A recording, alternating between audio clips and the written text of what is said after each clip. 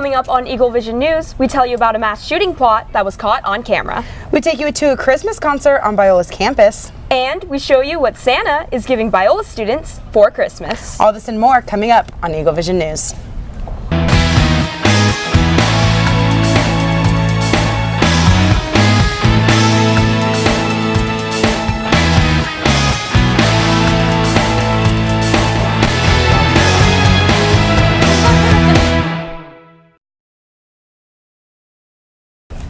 Hello and welcome to EagleVision News. I'm Stacy Rasmussen. And I'm Tori Apodaca. And if you couldn't tell from our sweaters or the tree in the background, it's our special edition Christmas episode. Yes, we're actually in the heart of campus at Metzger Lawn. You can probably see students walking behind us. And this is going to be the exact location of the Christmas tree lighting tomorrow night. Yes, and we have a lot of fun things in store for you later in the show. But first, your top stories tonight. A woman was injured by two roughhousing tigers during an event on Sunday at a Southern California animal sanctuary. Patty Perry, the founder of Wildlife Environmental Conservation Incorporated, raised the two tigers since they were cubs and had never been attacked by the animals before. Perry was in a cage with the tigers when a Bengal tiger wrapped its paw around her leg, dragging her to the ground. The other tiger then jumped on top of her. Attending the event was the Ventura County Fire Department, and Perry was immediately taken to a local hospital. Perry suffered head lacerations and punctured wounds on her neck, but has been released from the hospital. Man arrested after apparent rehearsal of mass shooting plot was caught on camera. 30-year-old Steve Homoki was arrested for weapons and child abuse charges after he posted a video on YouTube of him rehearsing a mass shooting plot in his San Diego hotel room. Homoki filmed the videos with a view of the federal courthouse and two assault rifles on the couch with a female mannequin head. There was also a Department of Homeland Security license plate and ammunition scattered. At one point in the video, you can see him point a gun out the window and say, "One down, more to go." Although he was not arrested for the making of the video, he was in possession of 14 guns, 3 of which were loaded and had illegal additions. And since the guns were accessible to his children, he was charged with weapon possession and child abuse. Homoki claims that this was a display of art, but the FBI is taking the case very seriously, and if convicted, he could receive over 10 years in jail. 4 dead in Florida in a UPS truck hijacking shootout. A wild high-speed chase ended in a deadly shootout at a busy South Florida intersection Thursday. Police officers fired round after round at the UPS truck as bystanders remained in their cars, trapped in this chaotic scene, some of them capturing video like this one of what they were witnessing. 2 men attempted to rob a jewelry store and they fired shots as they fled the scene. They proceeded to steal a UPS truck, taking the driver hostage. Police from at least 4 different agencies followed the truck until the traffic put them to a halt, forcing shots to be fired to end this dramatic ordeal. The 2 gunmen, the UPS driver, who was being held hostage, and an innocent driver, whose car was caught in the crossfire, are among those killed during the shootout. The FBI will continue to investigate the situation as people are demanding answers for the police's use of excessive force and the decision to shoot multiple rounds during rush hour. A Claremont church unveiled a nativity scene where the Holy Family is depicted as modern-day refugees. Claremont United Methodist Church annually uses their nativity scenes to shed light on a relevant societal issue. This year's scene shows Mary and Joseph in respective cages on either side of baby Jesus' cage. Reverend Karen Ristine has only been the church's head pastor since July and decided that for her first Christmas she would represent the current refugee crisis. Ristine believes that this is not a political statement but a theological one. It is unknown if the church is actively involved in helping the refugee families. That's so interesting to hear how every single year they kind of like change around the nativity scene a little bit. Yeah, it's really nice because then they can shed light on whatever issue is actually current at that moment. While still keeping the nativity and Christmas and everything. Well, a lot of different people love sports around campus. Yes, and our volleyball intramural teams just had the championship game the other night, and Ashley Grams is there to cover the story. Biola University's Intramural Volleyball Championships took place December 5th in Chase Gymnasium. Crazy, my heart is beating so fast. Yeah, it's ridiculous just being in this like environment where it's like there's only one, like literally one court and everyone's around you. It's just crazy. Dude, one of the greatest experiences. A lot of the guys are leaving, so this was our last game ever together. We've been playing for 3 years. Unfortunate that we didn't win, but tons of fun. What an honor. All three leagues held championship matches on the same night. C League started at 9 p.m., B League began at 10 p.m., and the much-anticipated A League game started at 11 p.m. The atmosphere is electric here at Chase Gymnasium as the fellas take on Spike Wazowski in the A League championships. Spike Wazowski and the fellas split sets to start off the championship game, but it was Spike Wazowski who took the third set and the championship title in the end.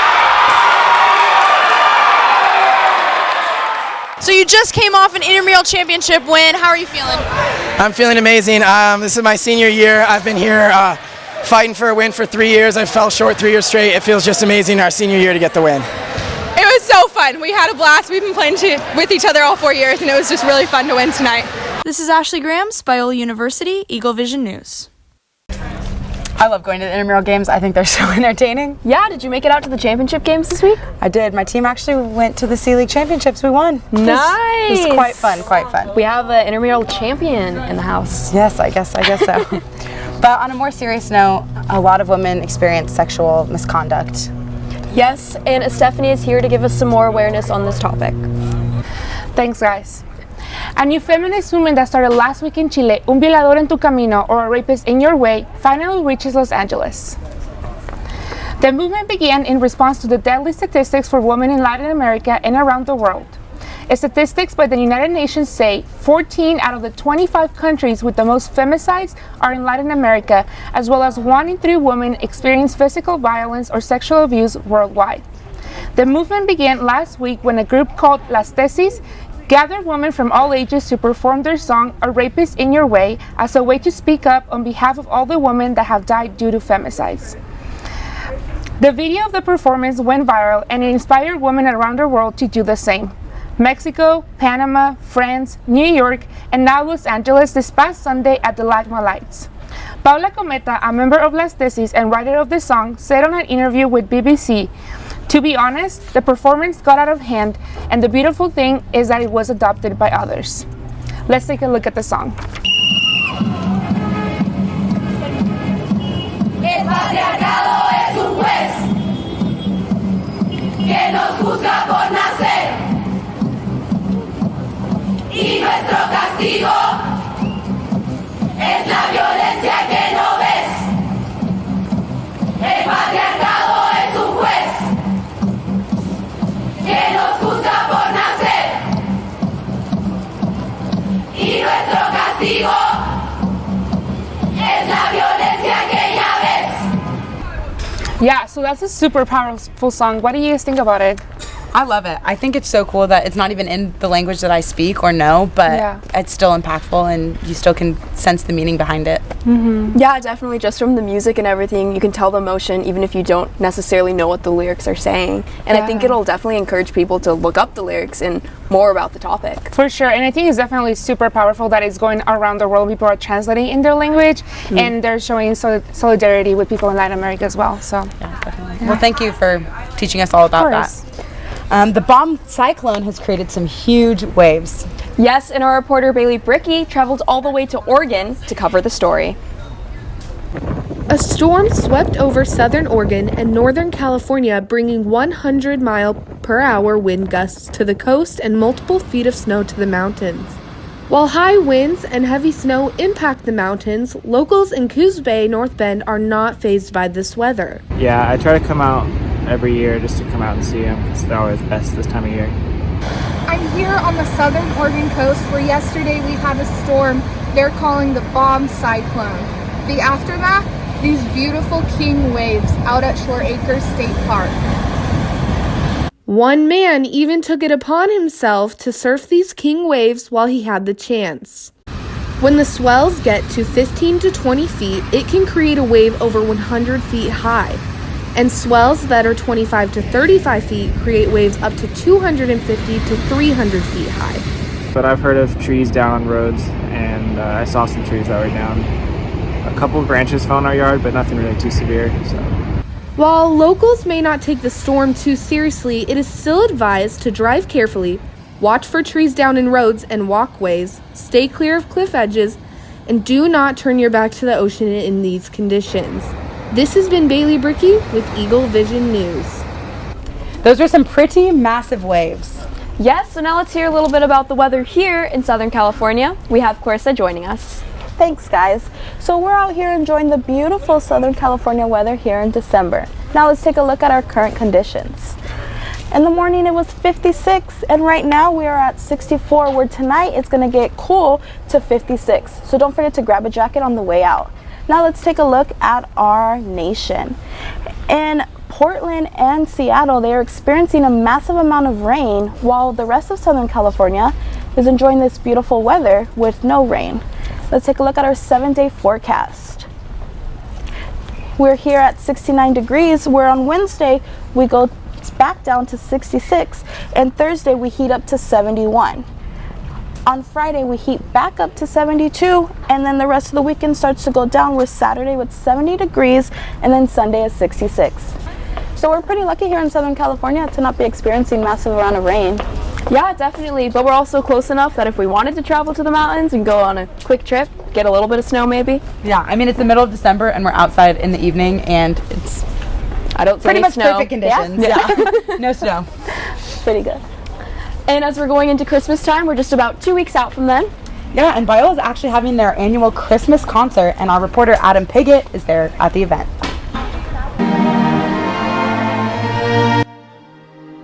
Last Saturday, Biola hosted their annual Christmas concert, God With Us. It was a multi-venue event taking place at Crowell Music Hall, Sutherland Auditorium, and Calvary Chapel. I think it's special just because it's Christmas music and it brings everyone together. It's a great way to kick off the season. It was definitely a great season kickoff as the event was completely sold out. Here at God With Us, there's many different kinds of Christmas music and a jolly good time. In addition to the classical Christmas sound, there were some unique aspects at this year's concert. We have just the string orchestra. Normally we have the full orchestra with winds and brass.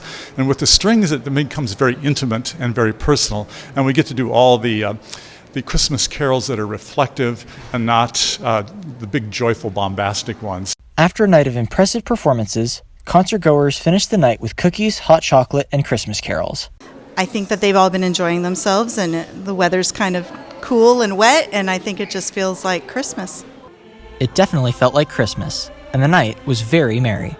This is Adam Piggott for EagleVision News.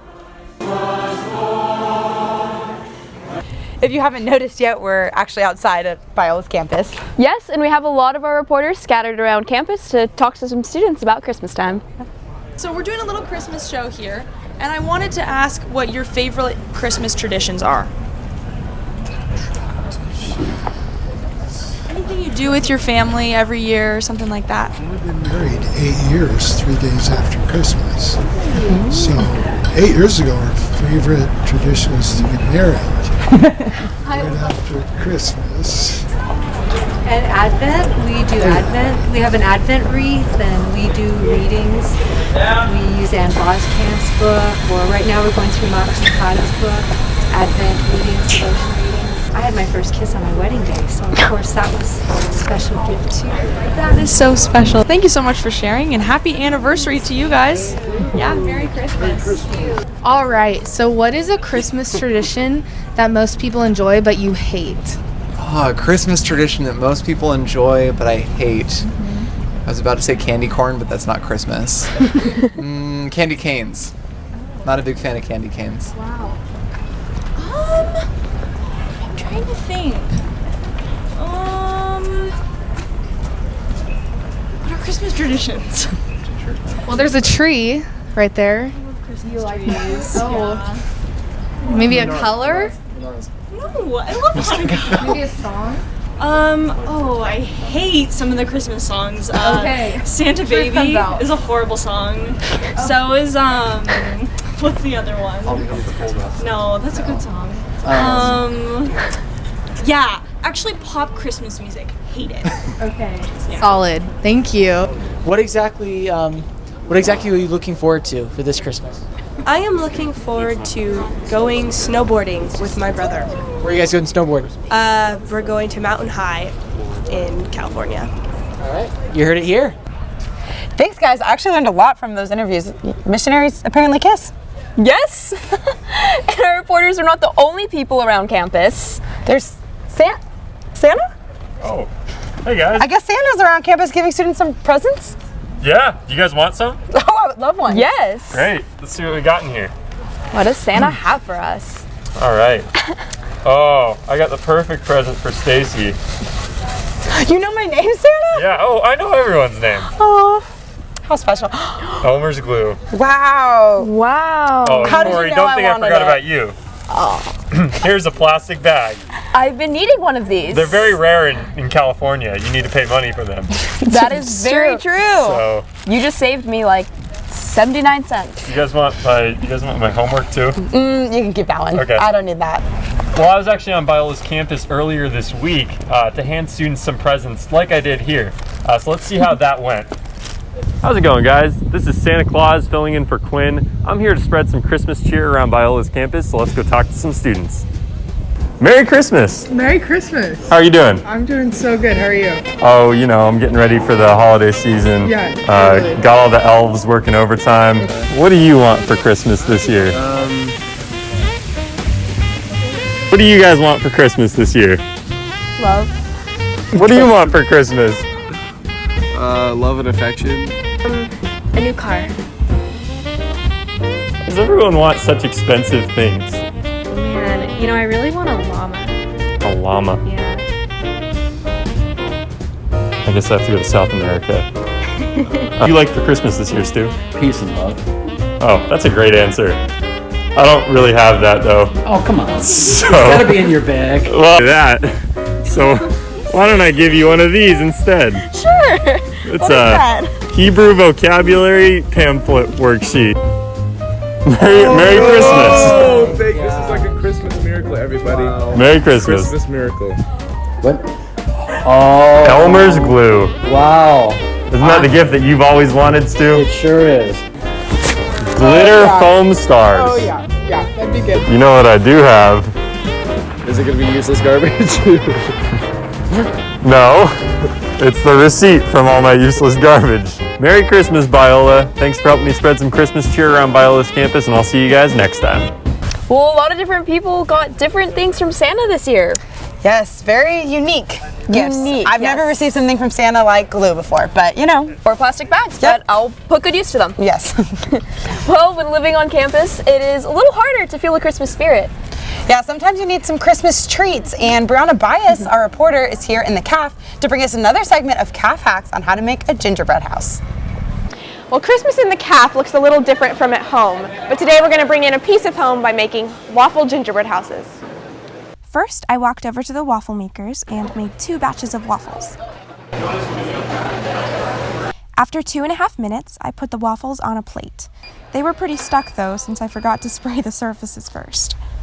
I then walked all over the CAF, gathering random things that I could put on my gingerbread house. I decided to use cream cheese to act as my glue and snow. I got some raisins as a replacement for candy, and then a knife to spread the cream cheese. Excuse me, are there any bananas back there that I can have? No more bananas? Okay. Okay, well, thank you. All right.